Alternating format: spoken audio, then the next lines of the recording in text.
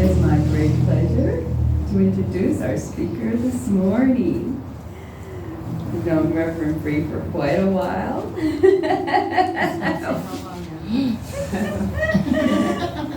And we're always so glad to have her come and speak for us. She was born in Chicago, and Reverend Bree spent a great deal of time in San Diego with her grandparents. After receiving her bachelor in recreation, she returned to San Diego and began her introduction to spiritualism via the Universal Church of the Master and Reverend C.B. Mitchell, and her mentor. Yeah, he was pretty. He was a character. He was so fun. Reverend Gwen used to tell me he always would come on when they used to do a potluck on certain days here every month. That's the day he would come and speak. Put me down for that. After several years of classes, she became a healer and began assisting with all aspects of the church program. After additional years of training, she became a licentiate minister and was introduced to spiritual teachers throughout the San Diego community, where she spoke and offered messages to a broader audience. In 2000, Reverend Mead was ordained a minister through UCM, who maintains her license. Reverend Mead follows the spiritualist principles, always remembering that you are a channel for spirit. Give what you are given. Do not embellish. Always give positive messages from the pulpit. Let's welcome warmly, please, your Reverend Bree.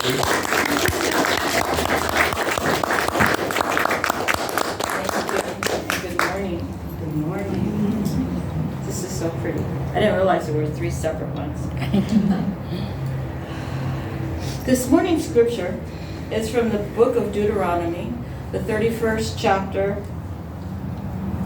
the 6th verse. Be strong and of good courage.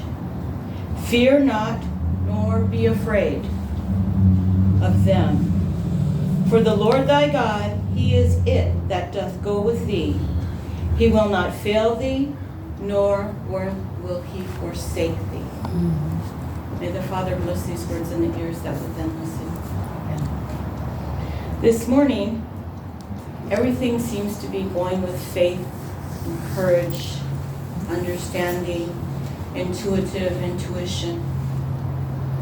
So in order to help facilitate that, I brought in a piece that I intend to use this afternoon. This is called Sepultarian. This helps to clear your root chakra, and collectively in large groups, it helps to be like-mindedness. So we all can work on our courage. We can all work on our spirituality. We can all work on our faith in working towards our end goal, whatever that may be in this incarnation.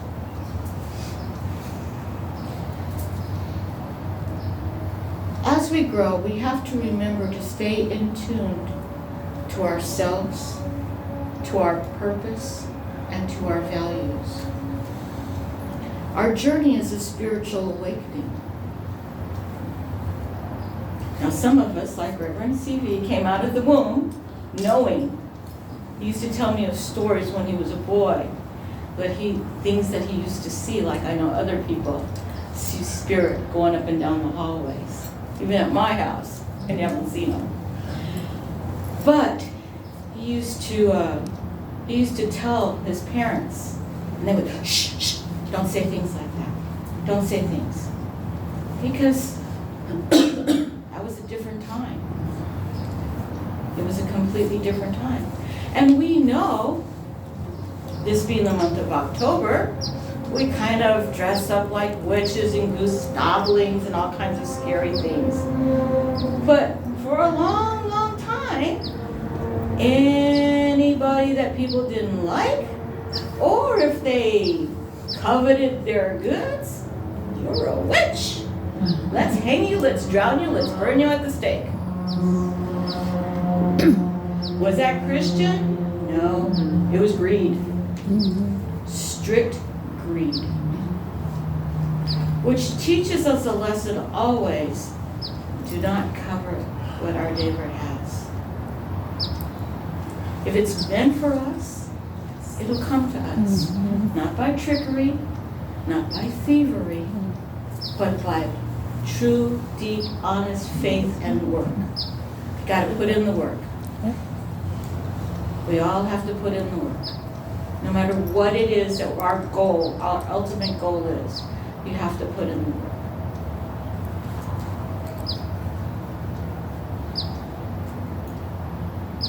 Now, originally, I had thought about something a little bit different. But when I came up with courage, it's easy to say we have courage, but at the moment of adversity, do we believe that we have the strength to overcome that which is before us? Or do we kind of backpedal? Do we start, oh, well, maybe this isn't that serious, maybe it's not that important, maybe it's a fight for another day. Well, you know about those fights for another day, when people start backsliding and they don't take care of their business today? How many different incarnations have we had to go through in order to accomplish that very same task, which is now increased in energy? Because we chose not to follow what we agreed to for this incarnation or previous incarnations. We know that eventually we're going to have to deal with everything, all kinds of adversities. I keep thinking that I've already had the gift of being blind, because I really cherish my eyes. I truly cherish my eyes. I would hate to wake up one day and not be able to see color of the outdoors, people around me. I try to take such good care of my eyes. I tell people they haven't found a way to transplant eyes yet, so these are what God gave me. I got to hold on to them for a while. So I do the very best to take care of them. But as I grew up, and as you grew up, some days we had to have courage to just get out of bed. Maybe because of the weather, maybe because of something that we were dealing with emotionally or spiritually, maybe something that was going on in our community, and just maybe it was not being the smartest kid in the class and still knowing you had to go to school and deal with that. Whatever adversity, we've all had our box of rocks. And that box of rocks, sometimes it's huge. We drag it around because we're dragging around things from our childhood, things from our teens, things from our early adults, things from last year to our present. That's our box of rocks. And sometimes we have to have the courage to start throwing out some of our rocks. We don't need them anymore. Learn that lesson and get over it, get on with it, move forward. Sometimes it's a lot easier than said. But if we meditate, if we believe, if we have the faith to be who we are supposed to be, then we can just drop that whole load of rocks by the water. Let it be a water break. Let it do something beneficial for something else. Because we have supported it long enough. Let's work on that. Let's get rid of that box of rocks we keep dragging around. Let's not just say we're going to leave it at the door. Let's physically reach in that box and discard it. Reach in that box and discard it. We all know something that we've been carrying longer than necessary. We all are aware of something that constantly is just gnawing in the back of your brain. And you know it's like, why does this always keep bothering me? Why does it always keep coming up? Why do I have to deal with this? Because you agreed to it.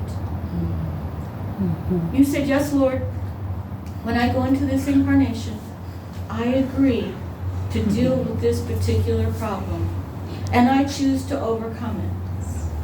But that's the other side. When we have full faith and understanding, we're standing there with the angels surrounding us, and God's right there, and we're at His feet. And Jesus, our master teacher, is giving us all the strength and the energy that we could possibly need to overcome whatever is before us. And then we come down here as a toddler and we're, ooh. What did I do? What did I agree to? Sometimes you just gotta buckle down and do it. And we know that when you scrape your knees, you gotta get back up, dust off the rocks. You might have a little reminder for years to come about the scraped knees as a lesson.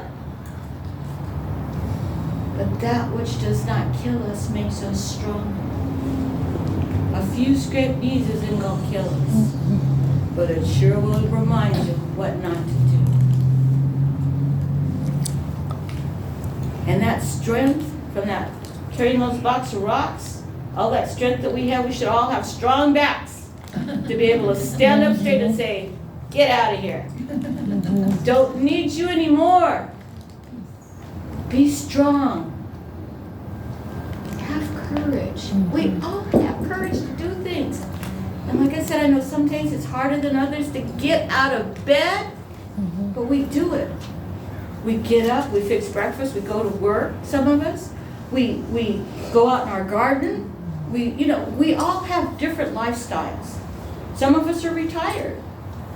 Some of us work here in the church 7 days a week. Whatever our duty is, do it with loving kindness. Because that's the base right there. If we fulfill our task with loving kindness, then we have no regrets. And it's courage that allows us to stand up and say, I can overcome you. I can do this. I don't need to relive this. This is not meant for me. This is just a challenge. Because we have to remember, Earth is an educational platform. It's a platform. And it is a place where we elevate from. Remember, we came here crawling and drooling and everything else. By the time we get out of here, we're probably crawling around and drooling again. But we have experienced life. We have seen a lot. We have chosen to interact with others. We've done. We've grown. Let us take that with us as our understanding of what courage should look like, what it is as we move forward. Because at the end of the day, we really don't want to relive this incarnation. Amen. We want to be at a higher step of understanding. And whatever that higher step, that higher level of understanding is for each one of us, because it's all on different, we're all on different planes, we're all at different understandings. And nothing is wrong with that. We are where we are supposed to be. But it is that agreement that we made to continue to grow and elevate. Not to backpedal, not to give up or give in. And sometimes we might lose a little bit of ground, but we still have to continue to forge forward in whatever baby steps it takes.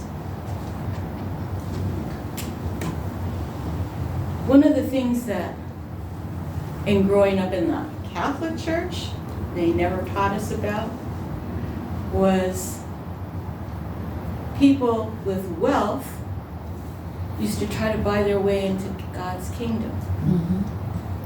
They used to donate all kinds of money and jewels and treasures to the church, which is why it is so rich today,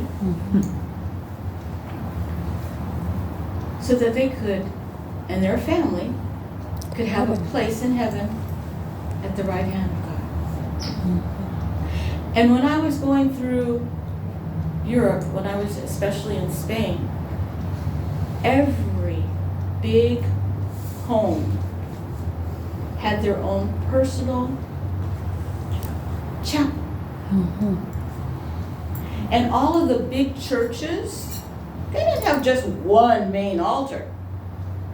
They had alcoves with altars from different families. And you could see where some tried to outdo the others. All the way around the church. Talk about buying your way into heaven. There were some beautiful altars. Beautiful, beautiful, beautiful. And I can't even imagine.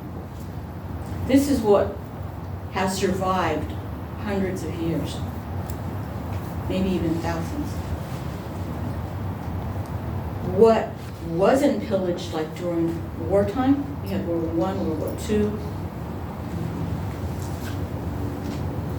What didn't survive pillage?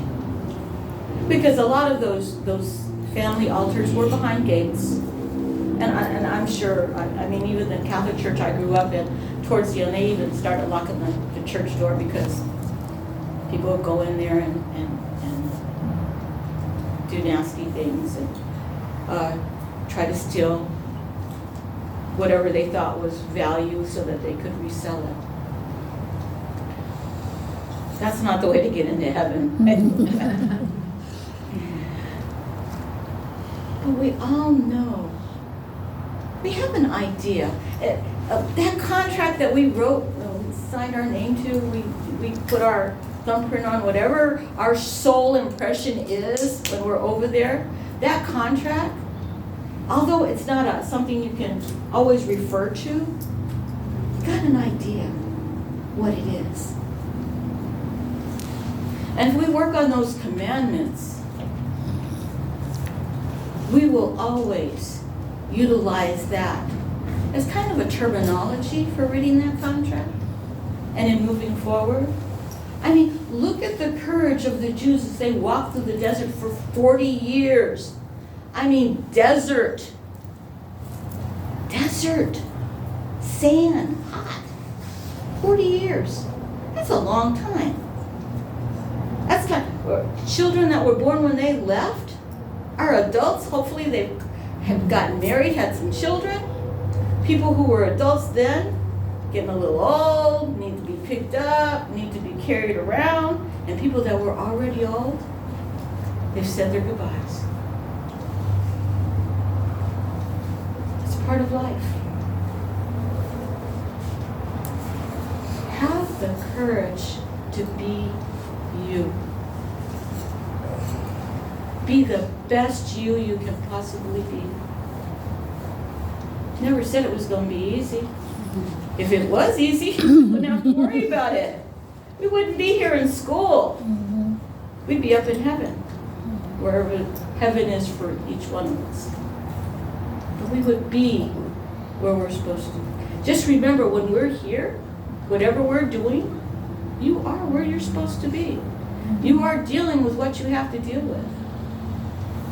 Take it and run with it. We all have faith and courage to be the best we can be.